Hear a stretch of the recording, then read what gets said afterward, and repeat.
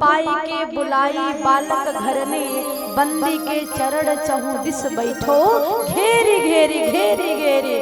आज क्या करता है, जैसे ही भगवान की आज्ञा पाया, निषाद राज केवट आवाज लगाने लगा, बच्चों को बुलाया, पत्नी को बुलाया, जितने बच्चे थे सब दौड़ दौड़ करके आने लगे। जैसे ही केवट के सारे बच्चे इकट्ठा हुए तो केवट बच्चों से कहता है, एक काम करो, ये जो खड़े हैं ना, जिनके पैर धोना है, आप एक काम करो, सारे बच्चों को क्या किया, भगवान के चारों ओर गोल गोल बैठा दिया। जब भगवान के चारों ओर गोल गोल बैठा दिया तो लक्ष्मण जी से रहा नहीं गया। लक्ष्मण जी कहने लगे, ले बताओ केवट, भैया ने सिर्फ चरण धोने के लिए कहा है, ये बाउंड्री क्यों बनवाई जा रही है? तो बाउंड्री क्यों तैयार की जा रही है? केवट कहने लगा, आपको पता है हम बाउंड्री इसलिए बनवा रहे हैं, बच्चों को इसलिए बिठा रहे हैं कि तुम्हारे भैया हो सकता है बीच में पैर धोने के समय में कहीं भाग जाए तो इसलिए हम चारों तरफ बिठा देंगे ना, तो ये बीच में रहेंगे और हम चरण धोएंगे, बीच में कोई डिस्टर्ब नहीं होना चाहिए, डिस्टर्ब कोई नहीं करने वाला नहीं होगा, और तुम्हारे भैया के हम चरण धोएंगे और तुम्हारे भैया चाहकर भी नहीं भाग सकते हैं। लक्ष्मण जी सोचे, जब आगे के ड्राइवर से बात भैया को करना है तो हमारा कोई मतलब नहीं है। और आज जब बच्चे सारे केवट के भगवान के चारों तरफ गोल गोल करके बैठ गए तो केवट ने क्या किया, पत्नी को आवाज लगाया और पत्नी से कहने लगा कि देवी कठौता लेकर के आओ। और निषाद राज केवट जब कठौता लेकर के आई पत्नी, तो कठौते में केवट ने गंगा जल भरा है।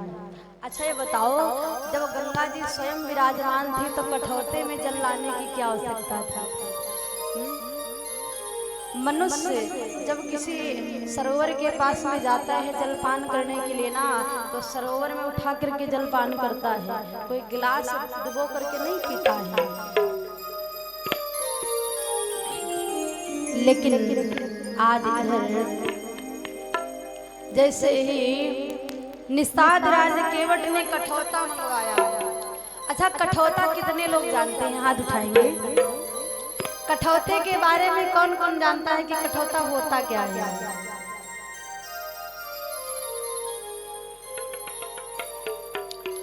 कठौता क्या है? हाथ जो उठाएंगे बताएं। लकड़ी का क्या होता है? कठौते में क्या किया जाता है? यजमान जी जानते होंगे क्योंकि उन्हीं के समय की बात है। छोटे से कठौता में आनी पानी गंगा जले, और धोए पाँव पियते पुनीत बारी बारी हो, धोए पाँव पियते पुनीत बारी बारी हो। केवट ने कठौते को मंगवाया, और कठौता में गंगा जल क्यों भरा? जो कठौता है ना वो लकड़ी का होता है, और पहले के समय में, आज तो बर्तन स्टील का चलने लगा है, पहले के समय में जो बुजुर्ग लोग हैं वो जानते होंगे कि लकड़ी के कठौते में हमारे आपके घरों में आटा गूंधा जाता था। जब भोजन माताएं बनाती थी ना, तो उसी कठौते में, लकड़ी के कठौते में आटा गूंधती थी। और केवट ने उस कठौते को क्यों मंगवाया? केवट ने सोचा, आज ये आए हैं, पैर धुलवा करके चले जाएंगे, रोज रोज कहाँ मिलेगा जलपान करने के लिए। इससे अच्छा है कि लकड़ी के कठौते में जल भर करके चरण धोया जाए, ये चले जाएंगे। लेकिन लकड़ी जो है वो पानी को सोखती है, जल को लकड़ी सोखती है। केवट ने सोचा ये लकड़ी जो है जल सोखेगी, भगवान का चरणामृत सोखेगा, और हमारे घर में जब आटा गूंधा जाएगा ना तो उसी कठौते में भगवान के चरण धोऊंगा, तो इसी बहाने हमें रोज भगवान के चरणामृत का पान करने का अवसर मिलेगा। आज वही सोच करके केवट ने भगवान को सामने कठौता लेकर के आया। अरे छोटो से कठौता में आनी पानी गंगा जले, और धोए पाँव पियते पुनीत बारी बारी हो। देखिए, एक बार भगवान के चरण धोया, क्या किया? एक बच्चे को बुलाया, पान कराया। दूसरी बार धोया, दूसरे बच्चे को बुलाया। जब सभी बच्चों को जलपान करा दिया, लक्ष्मण जी ने कहा हो गया? केवट ने कहा ये बताओ, आप कह रहे हो गया है, हमारे बच्चों ने ही जलपान किया है और अभी तो हम शुरुआत किए हैं। ये बताओ, बच्चों को जल पिला दिए हैं और ये जो गांव वाले हैं, ये गांव वाले नहीं जलपान किए हैं, और हमारे बच्चों ने जलपान किया है, गांव वालों को पिलाएंगे नहीं तो बाद में हमको गांव में रहने देंगे? लक्ष्मण जी ने कहा ठीक है। केवट फिर से भगवान के चरण धोने लगा। क्या किया? गांव वालों को पिलाने लगा और पूरे गांव वालों को जल पिलाया। लक्ष्मण जी ने कहा हो गया? केवट ने कहा महाराज अभी कहाँ हुआ है, अभी तो गांव वाले ही जल पिए हैं, बच्चे ही पिए हैं, अभी तो मैं बाकी हूँ। और आपको बताऊं, हमारे पूर्वज पता नहीं पितरों ने कब से जल नहीं पान किया है। क्यों ना अवसर आया है तो पितरों को जल पिला दिया जाए। धन्य है निषाद राज केवट जो आज भगवान के चरणामृत को आज पितरों को पिला रहा है। जल भगवान के चरणामृत को उठाया और पितरों को पिलाने लगा, गांव वालों को पिलाया। और केवट ने अंत में जल उठा करके, गंगा जल उठा करके भगवान के चरणामृत को आज स्वयं पान करता है। जब स्वयं पान किया, लक्ष्मण जी ने कहा हो गया? केवट ने सोचा अब कहेंगे अगर कि नहीं भया है तो ये फिर से तीर निकाल लेंगे। केवट ने कहा एक बार और धो दीजिए। आज अंत में केवट ने क्या किया? पत्नी को जलपान कराया। कोई नहीं बचा जिसने जल का पान ना किया हो। और जब जल पान किया ना तो आज उसके बाद में भगवान से प्रेम से कहा आप इस नवैया पर बैठ जाइए। जैसे ही नवैया पर भगवान को बिठाया तो केवट गंगा मैया से निवेदन करने लगा, माँ आज हमारी इस नवैया पर कोई और नहीं, साक्षात ब्रह्म विराजमान है। माँ आज इस नाव को जरूर पार लगा देना, अगर पार नहीं लगाओगी मैया तो ये केवट प्राण दे देगा।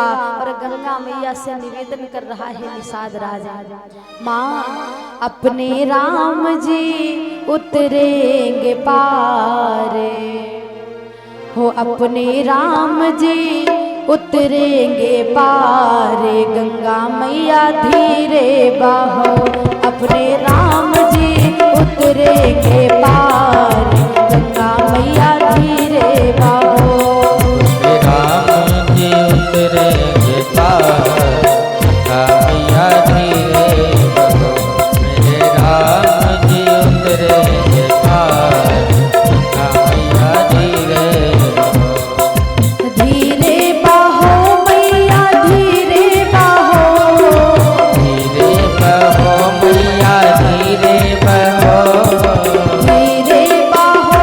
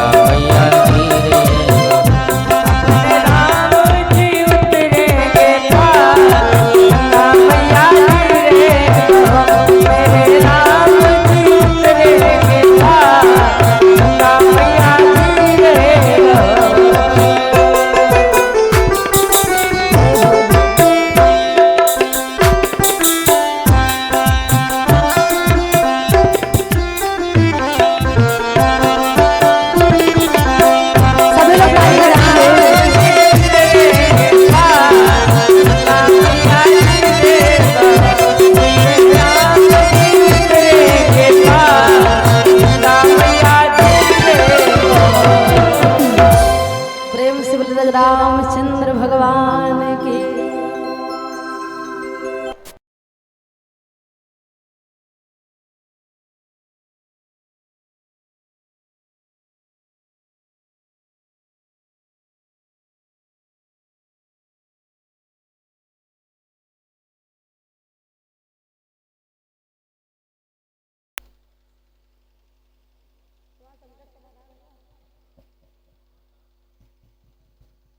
सिया राम सिया राम। बोले शंकर भगवान की, बोले सच्चे दरबार की जय हो। आज इधर गंगा मैया से निवेदन किया। निषाद राज केवट ने भगवान को गंगा पार कराया। गंगा पार कराने के बाद में प्रभु मन में विचार करने लगे। जैसे ही प्रभु आज गंगा से नवैया से बाहर आए तो भगवान सोचने लगे कि इसने हमें गंगा पार कराया है, क्यों ना इसे उतराई दे दिया जाए।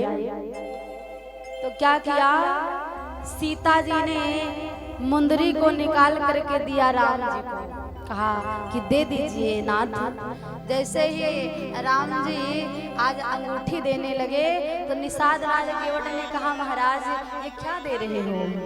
भगवान ने कहा, आपने हमें गंगा पार कराया है, ये आपकी उतराई भई। केवट ने कहा, ये बताओ प्रभु, आप भी ड्राइवर हो और हम भी ड्राइवर हैं, हाँ? हमारे आप में अंतर क्या है। देखिए, जब इतना प्रेम हो जाता है ना तो हम भगवान को भगवान की दृष्टि से नहीं देखते हैं, भगवान को हम अपने परिवार की दृष्टि से देखने लगते हैं।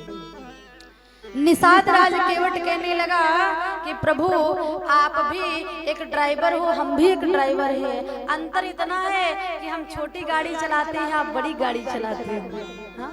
आप बड़ी गाड़ी के ड्राइवर हो और हम छोटी गाड़ी के हैं। भगवान ने कहा, हम समझे नहीं, आप समझाइए। निषाद राज केवट कहने लगा, नाथ देखिए फर्क इतना है, आप भी एक ड्राइवर हो, हम भी हैं। फर्क क्या है कि हम नवैया पर बैठ करके गंगा पार कराते हैं और आप हमें भवसागर पार करा देते हैं।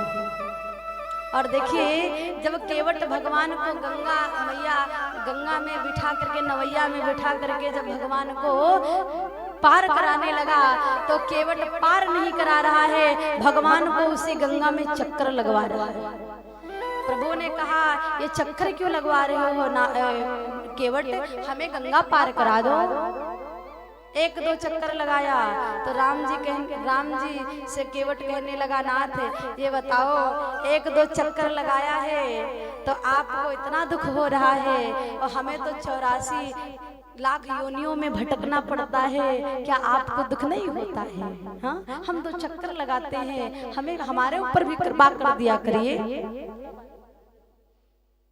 जैसे ही आज इधर निषाद राज केवट भगवान से कहता है, आप हमें उतराई ही देना चाहते हो तो एक काम करो कि जिस प्रकार से हमने आपको गंगा पार कराया है, आप हमें उसी प्रकार से भवसागर पार करा देना, सह परिवार सहित हमें भवसागर पार करा देना।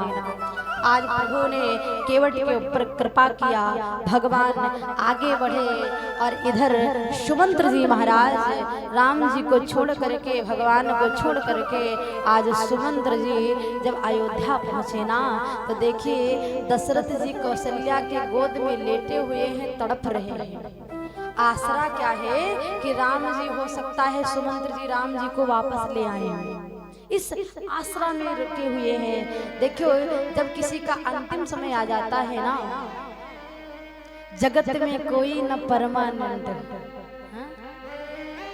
तेल चमेली चंदन साबुन चाहे लगा लो सेंट, जगत में कोई न परमानंद। चाहे जितना परफ्यूम लगाओ, चाहे जितनी बढ़िया क्रीम लगाओ, लेकिन भैया कोई रुकने वाला नहीं है। अरे तेल चमेली चंदन साबुन, हो तेल चमेली चंदन साबुन चाहे लगा लो सेंट, जगत में कोई न परमानंद, जगत